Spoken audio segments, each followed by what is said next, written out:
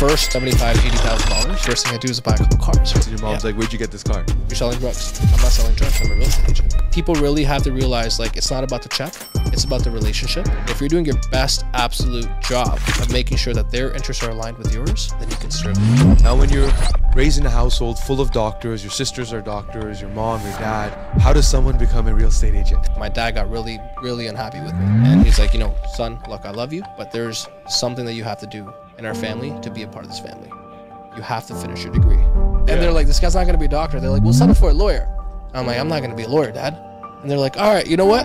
Failure is what you are. Ladies and gentlemen, welcome back to another episode of More Than a Sale, where it's not just about the successes, it's about the struggles, the heartbreaks, the setbacks to get to where you are today. And today, I have one such individual who owns over 320 doors. He does an average of 120 transactions. He's an investor. He's been licensed for 9 years. My dear friend, Armani Anand, how are you today?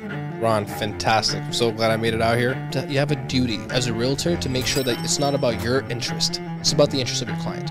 What's your mindset at that point in time of what you can see through the lens in terms of what life is? You don't want to do anybody wrong. That's number one.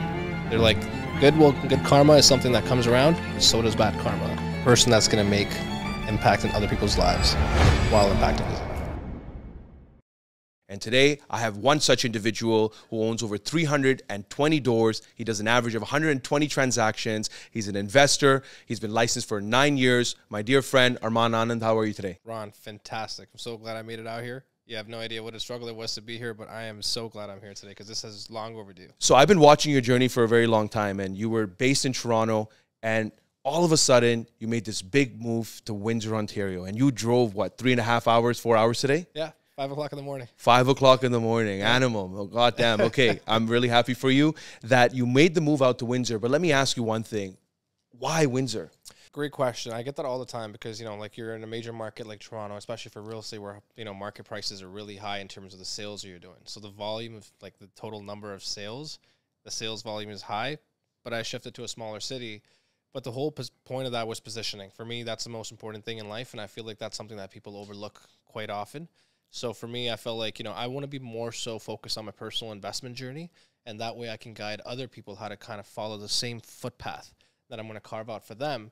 And then for me to start investing, you know, I was investing in condos, doing the pre-construction game, right? I was in the pre-con game for a very long time, as you know. But, you know, as you kind of go on, you kind of realize that you can't be just too sales dependent. And, you know, as you get older, like sales, I enjoy sales. I love sales. I love the thrill of sales.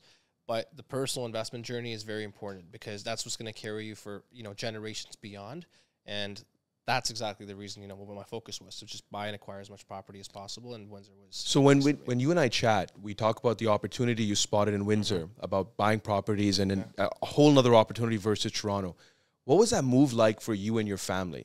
Because your headquarters was here. I can't imagine myself now shifting place and going to a completely different city, 3.5, 4 hours away from my friends, away from the people that you see on a regular basis.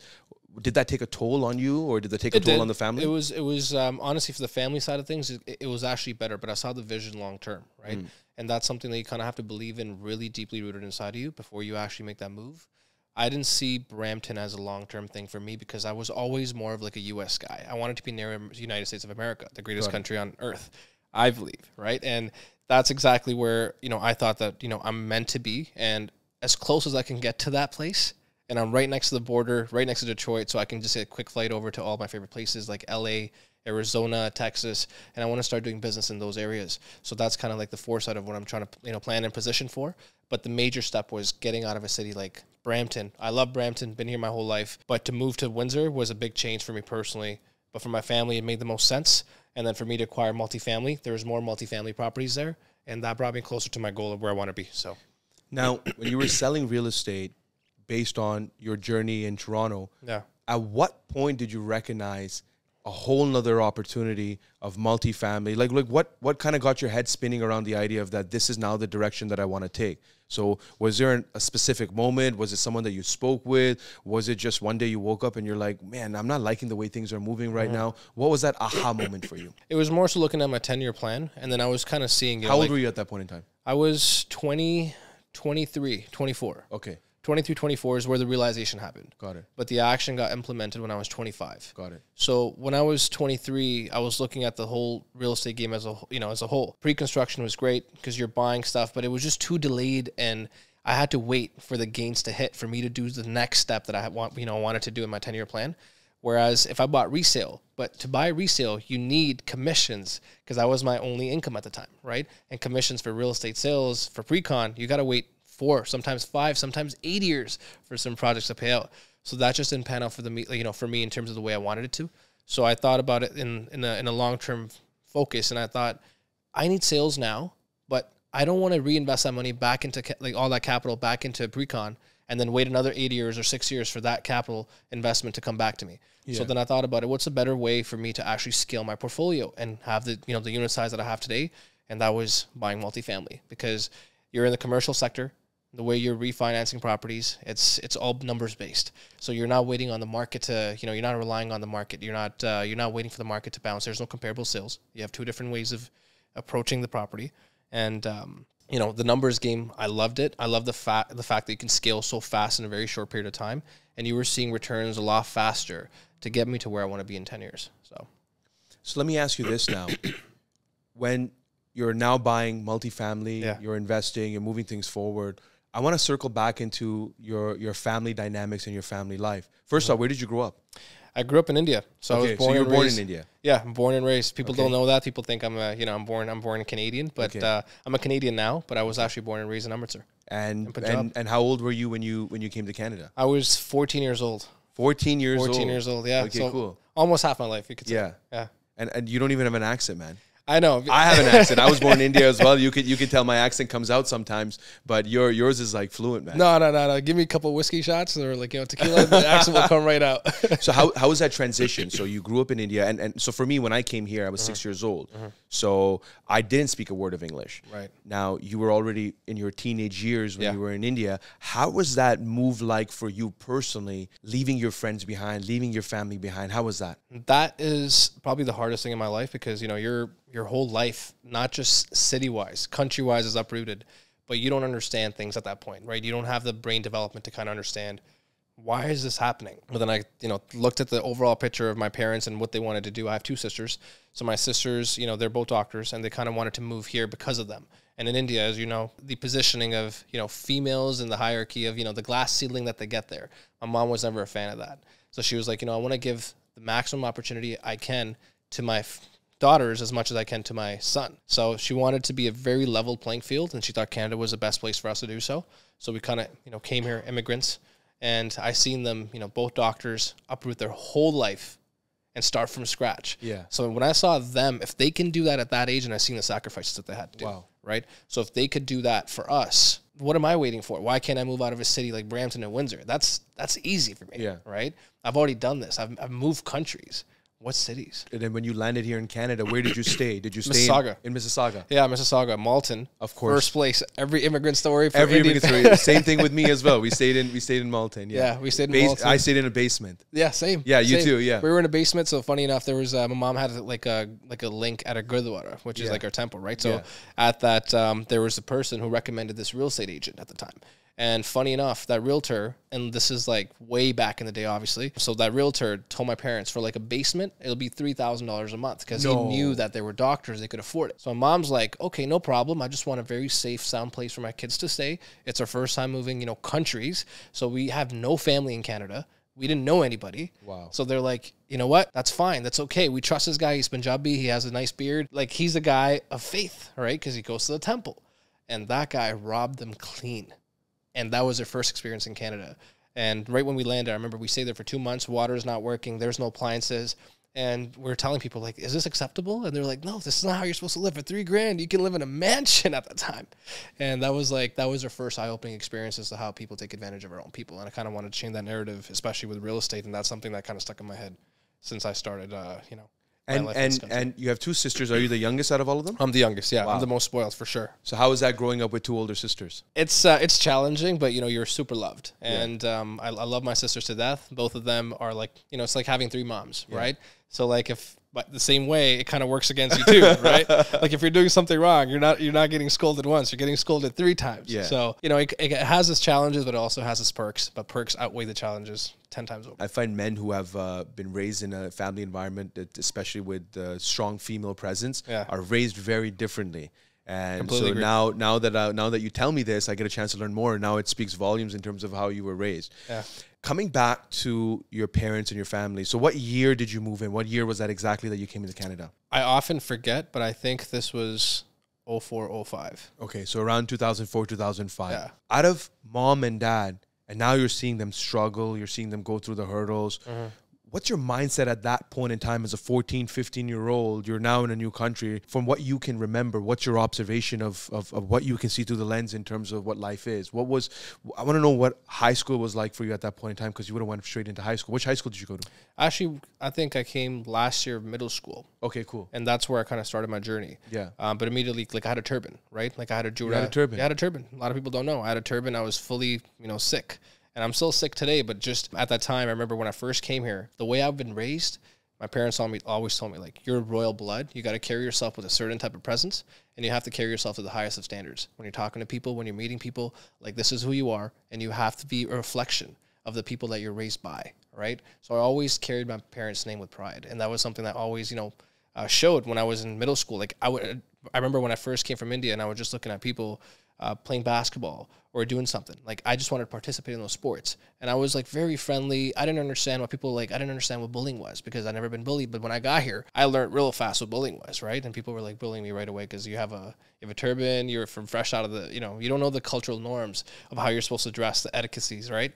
Of what you're supposed to be like, what's acceptable, what's cool. So you're a new kid in school in a totally new culture and totally new environment. What's cool in India is not cool in Canada, right? So people are like, man, this guy's an outcast, right? So that's how I learned basketball. Because I remember I just bought a basketball. I'm like, Mom, can you buy me a basketball? Because I want to make some friends. So I would see kids playing basketball, but they wouldn't put me on the court. Reason why is because I never played basketball before. So I would hold the ball with both my hands, and I would dribble like this. And I remember that was the first time I realized, I'm like, I don't know who Kobe Bryant is. People are like, do you know who Kobe Bryant is? He dropped this many points today. I'm like, who's this guy? So I'm searching this guy up, and I'm, like, fascinated by the sport because they're fascinated by it. So just to kind of fit in and to trying to see exactly, like, how I can pave my way into this, new society, new culture. So did you experience at any point in time, you said you touched upon bullying. Yeah. So what would be said to you? What would they say to you? How did you feel?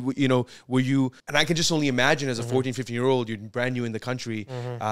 Already it's a significant change in your life. Now you're going home. You already know your parents have enough pressures already trying to establish things, get things set up. And it's like, who do I talk to? What would you do in those moments? I would hide everything from my parents because I didn't want them to think, and think that I'm ever in danger. So, but like in school, every time I would go there, kids would pick on me, right? And these would be honestly. Did you get into fights? Oh, all the time. I remember specifically, like, I used to get in a lot of trouble, and the reason was because people used to try to touch my turban and try to pull my turban, and my parents always told me, right, as a Punjabi, as a Sikh, don't touch my head. No matter what you do, if you touch my head, it's going to be lights out. I don't care what it is. Exactly, because that's a sign of my respect, right? That's literally my faith, and you're testing my faith at that point. So I always took that very dear to heart.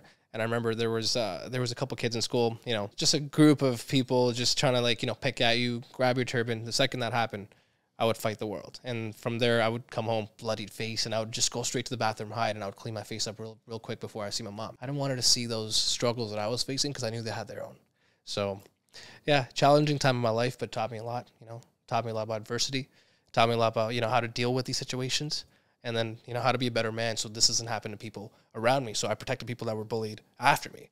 And then when I, learned sports was a great medium for me to kind of relate. And I learned basketball in grade 7. I didn't make the middle school basketball team. But I remember when I was in high school by grade 9, I was starting in first year in high school in basketball. And I was playing in the same stadium where people were watching me. And then those people were the kids that never thought that I would be the kid playing basketball, because I had a turban in grade 7 and grade 8. But in grade 9, when I entered high school, they were watching me in the bleachers, and I'm the one playing. So it was a complete flip, but they did not know it was me because I cut my hair at the time. So they were like, this kid's really good. Who's this guy? And I would go up to them. I'm like, hey, remember me? I'm like, yeah, I'm the same kid that you never let play basketball that time. So that's kind of like the challenges that I faced there. In a Punjabi household, when you wear a turban, it's a sign of respect. It's a sign of God. It's a sign of faith. It's a big part of being Sikh. And when you made that decision to cut the turban, did you ask your parents? Did you talk to your family about it? Or was it more of a, what made you want to do that? It wasn't me. I wanted to keep it. So what ended up happening was my mom ended up finding out because I was always in the principal's office. And they couldn't figure out why, because I was excellent in my grades. Like, I had excellent grades. You know, I was a class A student. Like, I was the typical student that you would want. The teachers loved. And they wouldn't understand why I was getting in fights. But it was more so to protect the identity of, you know, what's happening. I would hide that corner. But my mom figured out soon that, like, you know, like, he's being bullied. There's things happening because some teachers saw, right? And they're like, your kid's being picked on. That's what's happening, but he's just not telling you about it. And then from that point on, my mom had to make a decision because we were in Mississauga. It was more Muslim-dominant, you know, place at the time. And I remember there was, you know, I was like the only Punjabi Sikh student. So at that point, you know, like, I have some of my best friends are Muslim. But at that point, some kids that just were raised right? They would pick on the opposite side, and they would be like, you know. So I went through that, but it was, you know, principal's office. My mom comes home one day, and she looked at my father like, "It's not going to happen no more." She saw me, like, completely bloodied up. I'm like, "Mom, don't worry about me. You should go see the other guy." I'm like, "You worry about me? Go see the other guy. He touched my head. I ain't going to let that happen." Yeah. She's like, right? And she looked at me, she's like, "I'm proud of you, but don't ever do that again. Don't ever hurt anybody." I was like, that's a conflict. You told me to protect myself, but now you're telling me not to hurt the other guy? Yeah. If he touches you, what am I supposed to do? Let him beat me up? Yeah. Based on what you're telling me, it seemed like you have a very fond and close relationship with your mother, where she's been a big driving force in your life. Oh, 100%. Yeah. And out of the mother and the father, and I'm sure you share a great relationship with both, because I see you spend a lot of time with your father as well. Who would you say you are closer to? Both of them, but my mom is like, mom's home, man. Yeah. Yeah. She's always had your back no matter what. 100%. Yeah. You know, without any doubt, without any reason, like, but she would be the one who would check me straight. The only person that would say to me, "Look, when you're wrong, no matter what it is. You know, I love you, but if I really love you, I'm going to show you what's right. And you got to learn that." So that's a pathway. My dad's a great guy. Just the most patient person I ever met. I learned patience from my father. I could tell from your post, his demeanor, the way he is, he's complete opposite of who you are. Mafia boss. That's what he is. Okay, you know, like, cool. But you can never tell. Like, things can't rock this man because he's so elevated. He's so understanding of the situation that you can't really move anything out of him. You can't get emotion out of him in that way. Very loving, very giving. He's a giver. He's just who he is. He used to do free surgeries around the world, cataract surgeries. And my dad's been an eye doctor for his whole life, right? So he used to give free cataract surgeries, do tours in Russia, Germany, and teach other trained doctors in America that needed practical experience. And he would do that because it was just a 10-minute surgery that could literally make the whole world blind, people that have cataract. And then he would, like, do that just for free, just to give back. And that's just kind of his calling, right? So, you know, he's always been a giver. And what are some values that your parents, your mom and your dad, have instilled in you while you're growing up? Tell me about how it impacted you now when you look back, because when you're young, you think, okay, parents are telling us this. It's just, okay, great, another lecture. But now when you think back, you're like, what they were telling me was for my own benefit, which makes me realize it now. What were some of those values that you would say have been instilled in you? That life is greater than you. You have to make the sacrifice. And the sacrifice is the most important thing, but you have to do it for the good of everybody around you. And you have to hold the family unity always. So whatever's best for the family, you do that. And values-wise, like, just holding yourself to the highest standard possible, like I mentioned before. It was instilled in me very early on. I remember, like, I used to think that, you know, like, legitimately I was living in a royal family back home. We were well off. And then there was a complete 360, like 180 when you come here. And you're like, wait, this is real life? What's happening, right? Yeah. Like, I don't have people cooking food for me anymore. I don't have drivers. The whole world just flipped. Yeah. But setting yourself to the highest standard and holding yourself accountable for that. Yeah. You know, whether you're right or whether you're wrong, you have to figure that out, and you have to differentiate the fine line that sometimes you have to kind of see. You know, this is what you don't want to cross. Yeah. And you don't want to do anybody wrong. That's number one.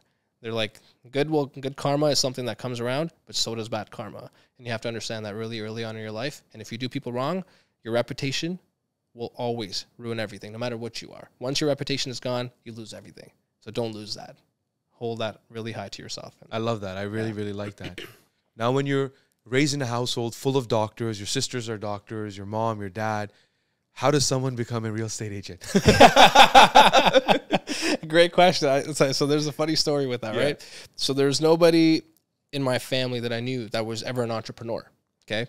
And I remember, like, the first interaction that I had with the real estate agent and watching the realtors as kids. Like, I thought it was, like, just this thing that people just do just when they can't do anything else in life, right? And just like everybody else, realtors have a really bad reputation just because of the low standards that, you know, realtors hold themselves to in this industry. And I see a lot of family members taking advantage of other family members, you know, especially when my parents were buying houses. They were buying houses. Like first year, my mom bought 2 houses.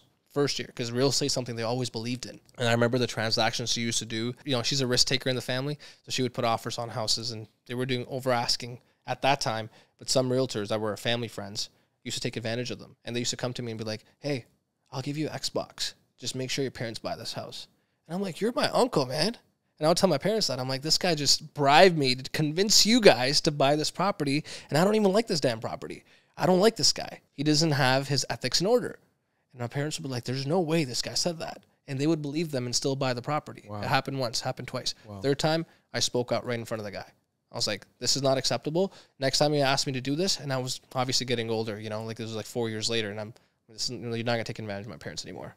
And then I wanted to kind of revolutionize and change that norm in the industry. And I kind of wanted to have a positive impact and show realtors like this could be done the right way.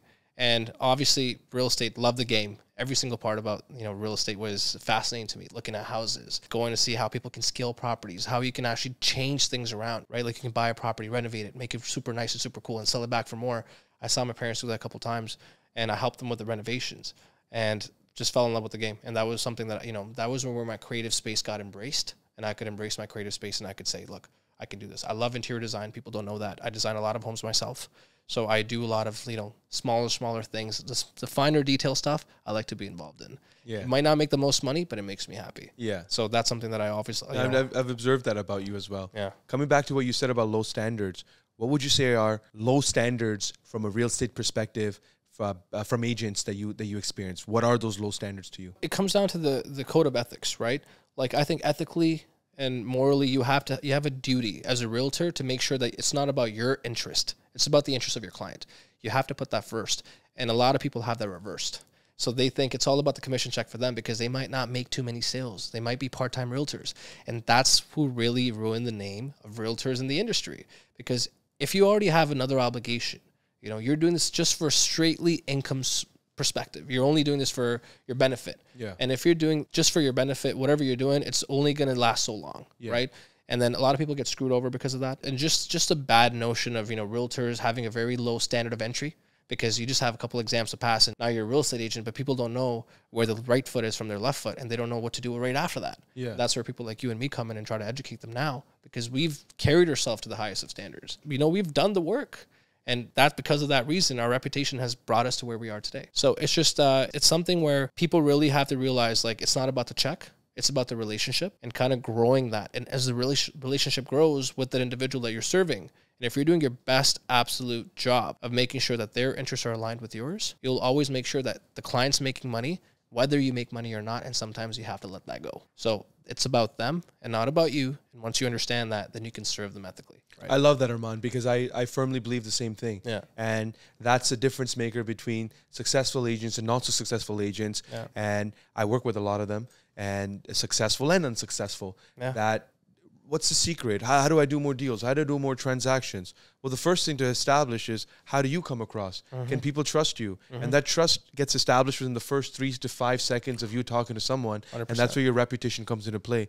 Let me ask you this. We know, you know, great you've done in real estate, averaging 120 transactions. You know, now you own 320 doors. You got your license. How old were you when you got your license? This was in 2015 I got my license. So 2015 you got yours, so 9 years ago. You are 30, 31 right now? 30. So you're about 30, so 30. 21. So let's say 21, 22, you got your real estate license. Yeah. Were you going to university? Were you going to school? Yeah. What did you want to be? I'm sure you didn't wake up one day like, okay, man, I can't wait to grow up and be a realtor. I've never heard that from anybody. Right. What did you want to be? Were you following a particular path, and was that the medical field based on what your parents wanted you to do? So tell me a little bit more about that. I'm in university. I go to Trent University. Okay. First.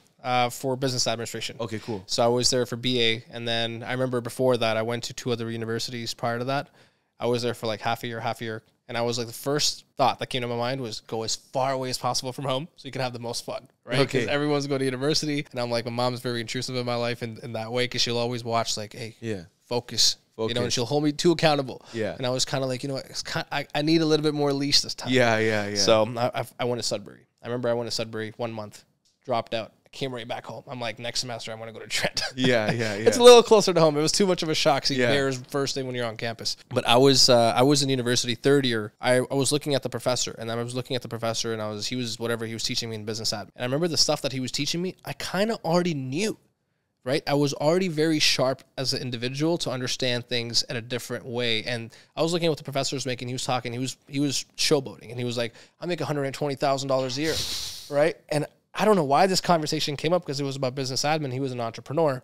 And I used to look at this guy and like the whole thought that I'm having when I'm looking at him, I'm like, you only make 120 grand, but everyone else is like, wow. Yeah. I'm like, I don't want to be like that. How am I going to get a private jet if I'm following his advice? And I had really lofty goals since the beginning. I always knew my vision. I always knew where I could, like what I was capable of doing. Yeah. But looking at the professor and looking at this institution and seeing what they were making everybody into sheep. They were training them to be entry-level workers in a workplace just to make $60,000, $70,000 a year. Yeah. That didn't sit right with me. So third year I dropped out. And I come home, and first thing I told my parents like, where are you going to go now? You want to switch to a different university? I was like, no, actually I'm not. I'm like, I'm actually going to drop out. And I'm going to become a real estate agent. And I'm going to focus on sales. I remember first thing when I told my parents that, talk, right across my face. Yeah. Back I go, second semester, third year, back to Trent University. And while that's happening, I'm doing my real estate courses without them letting me know. Wow. Okay. Cool. You know, so they have no idea about it. And then I remember I got my real estate license and I started making a couple sales. That first half of the year when I became a realtor, I probably made about $75,000, $80,000. And I've never seen that money before. So when I made that money, first thing I do is buy a couple cars, right? And I buy this car, and I come home. My mom thought I was selling drugs. What was the car you bought? CL 500 Mercedes. Look at you. And it was. So you just pulled up in a CL 500. Yeah. Okay, to your house, and your mom's like, "Where'd you get this car?" You're selling drugs. You're selling drugs. Yep. And I looked at her, and I was like, "I'm not selling drugs. I'm a real estate agent. I'm selling houses." And she looked at me. She's like, this guy's so full of shit, right? So she doesn't tell me anything. I go back to school again. And she's like, you're going to complete your studies. I want a degree on the wall. And if it's not there, don't ever come home. So I'm like contemplating my whole life. Because everybody in your house has a degree, you know? Oh, and masters. And then, then professionals, right? Yeah. They're doctors. Yeah. And I remember the whole conversation with my parents. It went so unwell. My dad got really, really unhappy with me. And he's like, son, look, I love you, but there's something that you have to do in our family to be a part of this family. You have to finish your degree. That's what shows you that you're educated. And being educated in our family is very important. I'm like, Dad, I'm educated, but I don't want to make 120 grand 40 years later, right? That's a powerful statement. If you want to be part of this family, this is something you have to do. You have to. So indirectly, just one line. If you want to be part of this family, keyword. Yeah. Being Indian is already a struggle because, you get three choices: doctor, lawyer, failure, right? Right? Okay, and I'm already on the third, right? Yeah. I'm on the middle. I'm You're inching towards the third part. Literally. And they're like, this guy's not going to be a doctor. They're like, we'll settle for a lawyer. I'm like, I'm not going to be a lawyer, Dad. And they're like, all right, you know what? Failure is what you are. So they thought I was a failure the first year when I told them I dropped out. My parents kicked me out of the house. And I remember the next year following that year, I was living in Trent University for a year later, but I wasn't in school. And I was just doing anything I could for sales. I was learning as much as I possibly could. I was in different businesses because I was doing like anything I could, club promoting, this, that, while I'm doing real estate, just to teach myself the sales skills, to talk to more people every single day. And I remember the first year in real estate, I made like $150,000. That was more than the professor was making in his he's 30 years into the business and he's a professor. Yeah. And I'm like, man, I could do this in my first year. This guy's showboating 120 grand. Yeah. This stuff don't add up. And I went home and my parents, I found out that they had a private investigator hired the whole time. Really? Your parents hired a private investigator? They hired a PI just to make sure that I wasn't selling drugs when I was in Trent University. And so I was they were convinced you were selling it. They legitimately thought, like, how was a kid this young making this much money? Because I was already making more money than my parents at the time because they were still going through their whole educational courses here again. So they were working odd jobs. They were doing whatever it could to make the family where it needs to be. And that was my biggest inspiration, was like, I got to make sure that I keep the family afloat right now during this time. And school is not going to get me there, because if I'm just making 50 grand a year, my parents won't have enough money, because doctors, 2 sisters in medical school, oh, you're broke because you're paying for their education. You have to make the sacrifice to pay 30 grand a year per daughter, right? So it's a lot of money, and all their money went there. They sacrificed everything. They sold everything back home. They're like, we're going to do this for our kids because the kids are going to make it back. Don't worry. There are investments. And then from that point on, when it came to me, I knew if I went to medical school, I actually had aspirations of becoming a dentist. My mom's a dentist. I wanted to follow her footsteps. I always loved dentistry, but it was something that, you know, when I saw her work so hard and then sacrifice her whole life for us, it came back to, if I go to medical school now, Ron, my entire family system is going to collapse because they're going to literally go under. And they will sell this real estate asset that they have just to make sure that I go through school. And I know they'll make the sacrifice because they're that devoted to their, you know, to their kids. And I was like, I'm not going to let that happen. Now, as you are pursuing your real estate journey without your parents knowing, and they're thinking that you're selling drugs and they have a PI, tell me a little bit more about, you know, it seems like you kept a very positive mindset in all of this. Yeah. Now that we laugh and joke about it, but I'm sure during those moments of growth, of family life, you have debt, you have stress, you have tension, you got schooling, your parents are concerned about you. What is Armand going to do? You're the next, you know, the second man in the house after your father. What's one of the lowest points during that phase of all the things that you're going through? Or you just had a positive mindset and you're like, okay, everything's going to be okay, and you came across the lowest point later on? Like, what's a major lowest point in your career? I'd really like to know. What's a moment that like really messed you up, man? First year in real estate. Really? Because that was not accepted. No matter how well I did, you're a real estate agent. That's all it was. You're not educated. You don't have a degree. It's just a low term, real estate agent. That's it. You're a real estate agent. What are people going to say? A doctor's son's a real estate agent? Where's the respect in that? Anybody can be a real estate agent. But I'm like, Dad, I'm going to be one of the best real estate agents. You know, and it's about being an entrepreneur. It's about being the best in any profession that you believe that you can actually do this in. And I did this because I truly believe that, you know, I had the ability to do so. I just hadn't figured out where my superpowers were yet. You know, so it's kind of like you're testing, like you're Spider-Man, but you kind of have a web coming out. You know, and you're like, all right, I can do this. I can kind of fly like Superman, but you're not really off the ground yet. Your feet just kind of levitate a little bit, but you're like, man, I can do this. You can kind of feel your powers coming, right? But they got to see the vision. You got to fill those shoes that they have set for you, right? And that to me was the biggest point in my life, which was definitely a struggle because I knew I had big shoes to fill. And to make my parents proud was my only momentum in life that I needed. And my first year, I remember at the end of the year, the PI actually gave them the report. And this was the worst PI in the history of PIs. This is a Brampton guy who has no idea. Like, I can fully see him with the camera every single day shooting at me. And I'm like, this is something my parents would do, right? Full beard, Sadar guy, just, you're like, you know, like not hidden, not camouflage at all. I can see him walking wherever he goes. I'm like, dude, you're wearing a pink shirt. Like, I'm going to see you, right? Yeah, your own personal paparazzi, yeah. Yeah. So I remember I put a card, and I tell the story all the time in other podcasts I'm in. I kept the card on his car. And that car was to an invite gala for the award ceremony for the first year in real estate. And that got sent to my parents, and I remember my parents showed up because they weren't talking to me at the time. And they showed up to the awards gala, and I won the #1 award in that brokerage at the time. Wow. In my first year for rookie real estate agent and the #1 top sales guy. And I was, my parents, like, I remember I saw tears down my dad's eyes and tears down my mom's eyes. And they're like, maybe he's not meant for this path. He has his own path. And that's something that they learned and they had to accept. And when I got that acceptance, life took its natural course. And would you say, are they proud of you now? Oh, insanely. My parents they showboat me all the time. They're the proudest parents in the world right now. And that's what makes me the happiest. That's my biggest accomplishment in life. Oh, that's incredible. What would you say is a turning point in your career? You did well in your first year. Mm-hmm. Was that the turning point in what was to come? What would you say was like, wow, I really broke records in a certain year for personal gain, personal growth, career, everything? The turning point for me in my career was, after the first year, you kind of know what you're capable of, but you know you just got to add fuel to the fire and you can take it to the next level. And that's what I did. So years to come, I just kept on doubling and doubling and doubling and doubling sales year after year after year after year.